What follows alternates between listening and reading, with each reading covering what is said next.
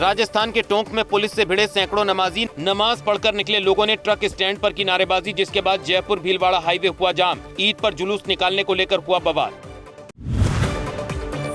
मेवात में ईद के दिन दो पक्षों में जमकर चले लाठी डंडे। पुरानी रंजिश को लेकर दो पक्षों में हुआ विवाद। मारपीट का वीडियो सोशल मीडिया पर वायरल। मेरठ में ईद के दिन मुस्लिम समुदाय के दो पक्षों में हुई खूनी झड़प। सिवाल खास इलाके में दोनों पक्षों ने एक दूसरे पर चलाई गोलियां। लाठी डंडे और पत्थरबाजी में 3 युवक घायल। यूपी के मेरठ में नमाजियों और पुलिस के बीच हुई नोकझोंक। मस्जिद फुल होने के बाद रेलवे रोड की तरफ नमाज पढ़ने के लिए बढ़ रहे नमाजियों को पुलिस ने रोका। नमाजियों ने जमकर किया हंगामा।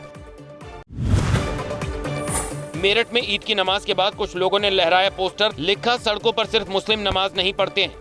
होली, शिवरात्रि, रामनवमी, गणेश चतुर्थी सब सड़कों पर ही मनाया जाता है। मेरठ में एक नमाजी हाथ में फिलिस्तीन का पोस्टर लेकर नमाज पढ़ने पहुंचा। कहा, फिलिस्तीनियों पर जुल्म नहीं होना चाहिए। सहारनपुर में नमाजियों ने लहराया फिलिस्तीन का झंडा। फिलिस्तीन के समर्थन में लगाए नारे। सोशल मीडिया पर वीडियो वायरल। एसपी सिटी के मुताबिक जांच के बाद होगी कार्रवाई। योगी सरकार पर अखिलेश यादव ने बोला हमला। बैरिकेडिंग लगाकर खुद को रोकने का लगाया आरोप। कहा, लोगों को त्योहार मनाने से रोका जा रहा है। इसे इमरजेंसी समझा जाए या तानाशाही। लखनऊ के ईदगाह पहुंचे यूपी के डिप्टी सीएम ब्रजेश पाठक। नमाजियों से मिलकर यूपी सरकार की तरफ से दी ईद की मुबारकबाद। ईद उल फितर पर कोलकाता के ईदगाह पहुंची पश्चिम बंगाल की मुख्यमंत्री ममता बनर्जी। प्रदेशवासियों को कहा ईद मुबारक। बिना नाम लिए बीजेपी पर साधा निशाना। बोली, ये बांटकर राज करना चाहते हैं, हम ऐसा नहीं होने देंगे। पटना के गांधी मैदान में अदा की गई ईद की नमाज। मुख्यमंत्री नीतीश कुमार ने गांधी मैदान पहुंचकर लोगों को दी ईद की मुबारकबाद।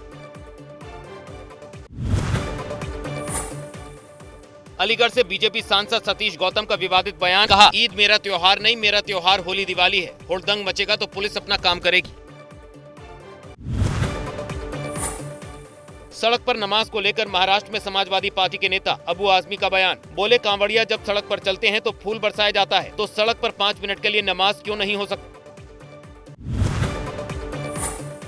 आरएसएस के पूर्व सरकारवा भैयाजी जोशी ने औरंगजेब की कब्र के मुद्दे को बताया अनावश्यक। कहा, कब्र बनी रहेगी, जो देखना चाहे वो जा सकता है। छत्रपति शिवाजी ने अफजल खान की कब्र बनवाकर मिसाल कायम की। ये भारत की उदारता और समावेशिता को दर्शाता है। 2 अप्रैल को संसद में पेश हो सकता है वक्फ बिल। मुस्लिम संगठन संशोधन का कर रहे हैं विरोध। देश के कई हिस्सों में काली पट्टी बांधकर पढ़ी गई नमाज। सियासी बयानबाजी भी जारी।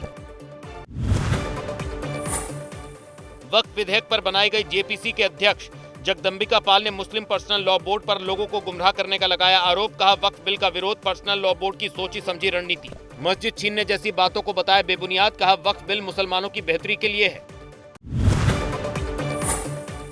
वक्फ विधेयक को लेकर आरजेडी का सीएम नीतीश पर हमला। पार्टी प्रवक्ता मृत्युंजय तिवारी ने कहा, नीतीश अगर खुद को सेकुलर बताते हैं तो इस बिल का संसद में विरोध करें। हिम्मत है तो समर्थन ना करें, नहीं तो बीजेपी के सामने नतमस्तक हो जाएं। जेडीयू एमएलसी गुलाम गौस ने किया वक्फ बिल का विरोध। कहा, वक्फ बिल विधेयक को वापस ले केंद्र सरकार। दोबारा देश को आंदोलन की भट्टी में नहीं झोंकना चाहिए। वक्फ बिल के विरोध में समाजवादी पार्टी संभल के सांसद जिया और रहमान बर्क ने कहा, वक्फ संशोधन बिल का हम विरोध करते हैं। जरूरत पड़ी तो कोर्ट का दरवाजा भी खटखटाएंगे। ईद के बाद संसद में पारित किया जा सकता है वक्फ संशोधन विधेयक। कांग्रेस सांसद तारिक अनवर ने किया संसद में विधेयक का पुरजोर विरोध करने का ऐलान। बोले, जेपीसी में हमारे सुझाव सुने नहीं गए। वक्फ बिल को लेकर देश भर में जगह जगह प्रदर्शन। हैदराबाद में वक्फ बोर्ड संशोधन विधेयक का नमाजियों ने किया विरोध। हाथों में तख्तियां लेकर वक्फ की संपत्ति पर सियासत बंद करने की अपील।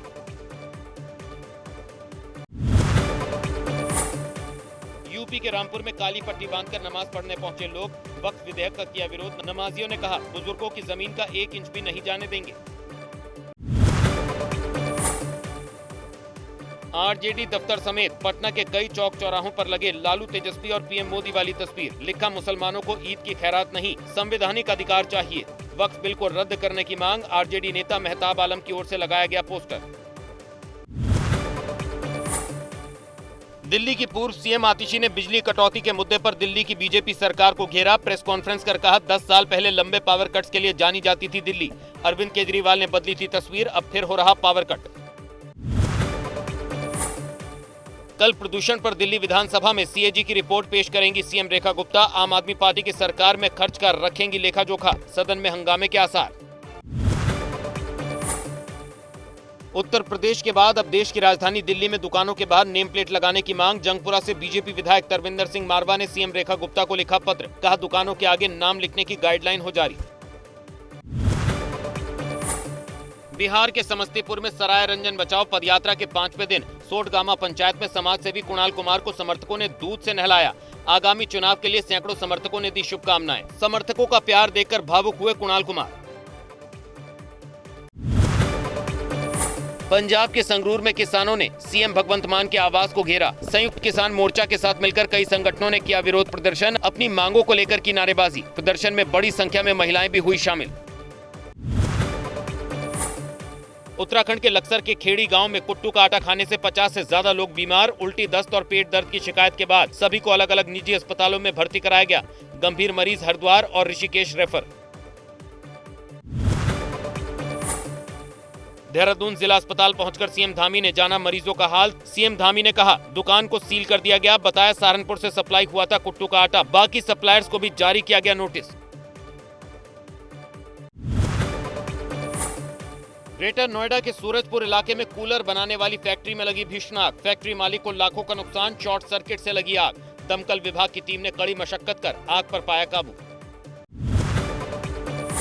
मेरठ के मलियाना क्षेत्र में टायर फैक्ट्री में लगी भीषण आग। मौके पर मचा हड़कंप। दमकल की गाड़ियों ने कड़ी मशक्कत कर आग पर पाया काबू। लाखों के नुकसान का अनुमान।